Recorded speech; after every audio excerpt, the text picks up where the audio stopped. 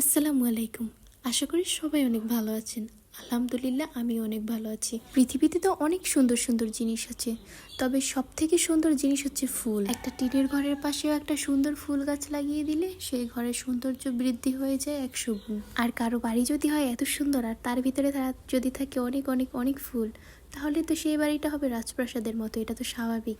আমার মনে হয় ফুল শুধু পরিবেশের সৌন্দর্যই বাড়ায় না, বাড়ায় একটা মানুষের রুচিবোধের সৌন্দর্য। এই বাড়িটা যে তৈরি করেছে তার রুচিটা আসলেই অনেক সুন্দর। তার এই সুন্দর রুচিবোধের কারণেই তার ব্যক্তিগত বাড়িটাও এখন মানুষের বিনোদনের স্থান হয়ে গেছে।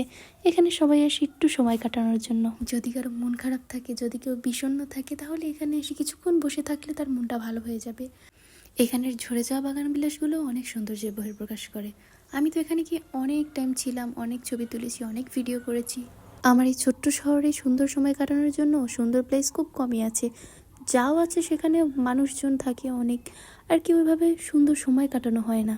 কিন্তু এটা খুবই নিরিবিলি মনোরম পরিবেশ। এই বাড়িটার কর্মচারীদের থেকে যতদূর শুনেছি এটা কোনো এক ব্যবসায়িকের বাড়ি, তবে সে এখানে থাকে না, তার মা এখানে থাকে। এটা কারো ব্যক্তিগত বাড়ি হলো, এটা উন্মুক্ত সবার জন্য। এখানে সবাই আসে, ছবি তুলে, ঘুরে, একটু সময় কাটায়। আমি তো ইনশাল্লাহ আবার যাব।